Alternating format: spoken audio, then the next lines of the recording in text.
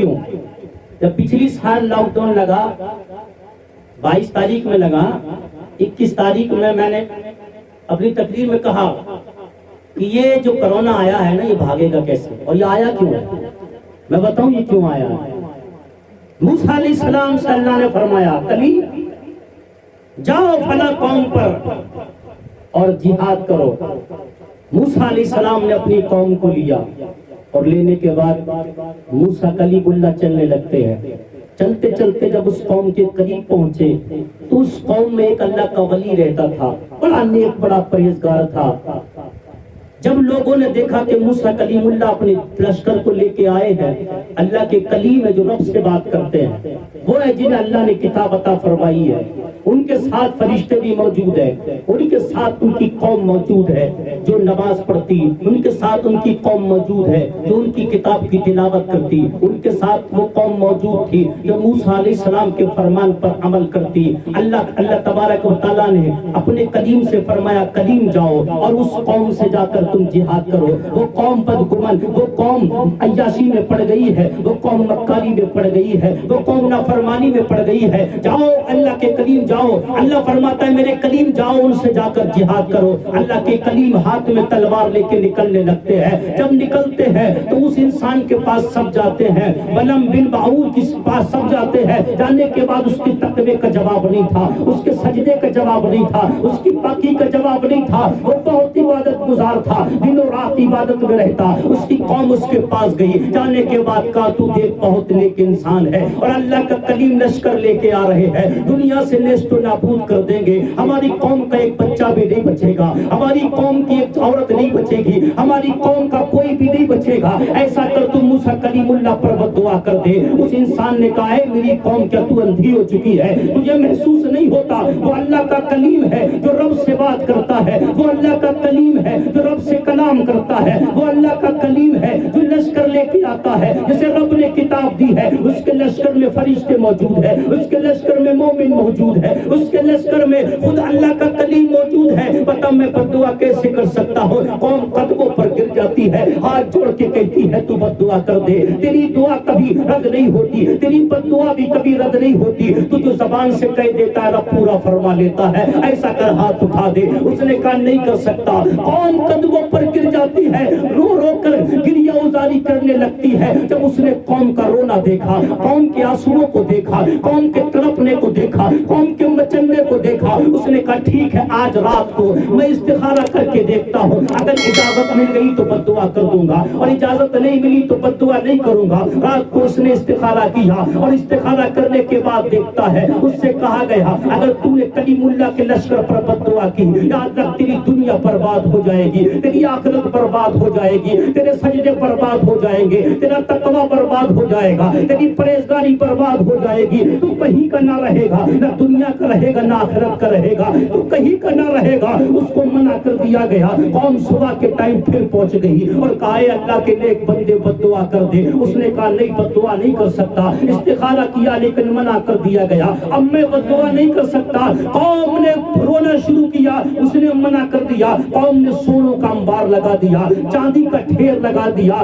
دولت لا کر اس کے قدموں میں لا کر ڈالنا شروع کی۔ اتنی دولت دی، اتنا سونا دیا، اتنا چاندی دی، اتنا پیسہ دیا، اس کی آنکھوں میں لالچ کا چشمہ آ گیا۔ اب وہ انسان بدل گیا، اس کا ایمان چینج ہو گیا۔ اس نے کہا ٹھیک ہے میں بد دعا کر دوں گا۔ جب اس نے سونے کی چمک کو دیکھا، جب اس نے چاندی کی چمک کو دیکھا، جب اس نے پیسے کی کھنکھناہٹ کو دیکھا، اس نے کہا ٹھیک ہے میں بد دعا کر دوں گا۔ اب وہ انسان بد دعا کرنے کے لیے اپنی سواری پر سوار ہو کر پہاڑ پہ چلنے لگتا ہے۔ جب پہاڑ پہ چلا سواری رک جاتی ہے، اس کی گدی جس پر وہ سوار تھا وہ رک جاتی ہے۔ اب وہ بار بار اس کو مارتا ہے، وہ بار بار گھوم کے کھڑی ہو جاتی ہے۔ وہ گدی آسمان کی طرف دیکھ کے کہتی ہے پروردگار مجھے زبان دے دے، میں اس بدبخت سے بات کرنا چاہتی ہوں، مولا مجھے زبان دے دے، میں اس سے کلام کرنا چاہتی ہوں، مولا تو مجھے زبان دے دے، میں اس سے گفتگو کرنا چاہتی ہوں۔ رب نے اس سواری کو زبان دے دی، وہ سواری انسانوں کی طرح بولنے لگتی ہے اور کہتی ہے بلم بن باہور بدبخت تو کہاں جا رہا ہے؟ تیرے سجدے پر برباد ہو جائے گی، تیری عبادت برباد ہو جائے گی، تیرا تقوی برباد ہو جائے گا، تیرے تمام نیک نامی برباد ہو جائے گی، تو کہیں کا نہ رہے گا۔ کلیم اللہ پر بد دعا کرے گا، اس لشکر پر بد دعا کرنا چاہتا ہے جس میں فرشتے موجود ہیں، جس میں مومن موجود ہے، جس میں اللہ کا کلیم موجود ہے، لیکن لالچ کا بھوت سوار تھا،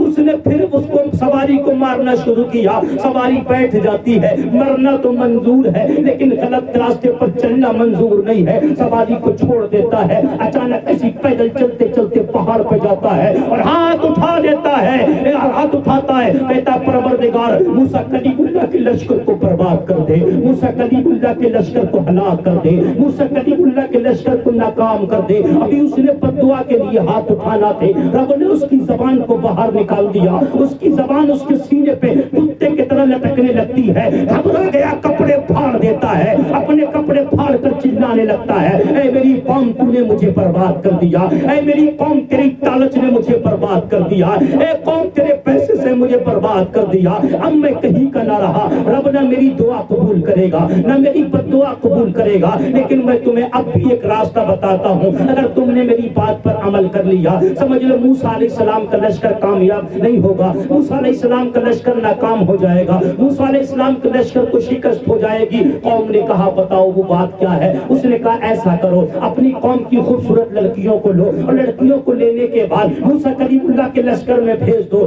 موسیٰ کلیم اللہ کے لشکر میں بھیج دو۔ 6,000 لوگ 6 لاکھ لوگوں کا لشکر تھا، ان میں سے اگر ایک بھی کوئی بدکاری کر لے گا نا تو سمجھ لو پورا لشکر ناکام ہو جائے گا، پورا لشکر شکست کھا جائے گا، پورا لشکر برباد ہو جائے گا۔ انہوں نے اپنی قوم کی خوبصورت لڑکیوں کو لیا اور لینے کے بعد موسیٰ کلیم اللہ کے لشکر میں چھوڑ دیا۔ موسیٰ کلیم اللہ کے لشکر میں جب لڑکیاں جاتی ہیں ان میں سے ایک امیر تھا، وہ ایک لڑکی کو گود میں لے گئے، موسیٰ کلیم اللہ کے خیمے میں آتا ہے، آنے کے بعد کہتا اللہ کے نبی بتاؤ یہ لڑکی مجھ پر حلال ہے کہ حرام ہے؟ اللہ کے نبی نے فرمایا حرام ہے، تجھ پر یہ لڑکی حرام ہے، تجھ پر یہ لڑکی حرام ہے۔ اس نے کہا اپنا مسئلہ اپنے پاس رکھ لو، مجھے یہ اچھی لگی تو میرے لیے حلال ہے۔ وہ گیا، جانے کے بعد اس سے بدکاری کرتا ہے، اللہ نے وبا بھیج دی، طاعون کی بیماری بھیج دی، 1 گھنٹے کے اندر 70,000 لوگ مارے گئے۔ ارے یاد رکھو جب بدکاریاں ہوتی ہے، جب اللہ بیماریاں بھیجتا ہے، جب عیاشیاں ہوتی ہے تب اللہ بیماریاں بھیجتا ہے، جب بچیوں کے سر سے کپڑے اتارے جاتے ہیں، جب اللہ بدکاریاں جب بچیوں کے سروں سے کپڑے چھین لیے جاتے ہیں، دوپٹے اتار لیے جاتے ہیں، اور جب لوگ عیاشیوں میں پڑتے ہیں تب اللہ وبا بھیجتا ہے، اللہ بیماریاں بھیجتا ہے۔ اب یہ کرونا کی جو بیماری آئی ہے،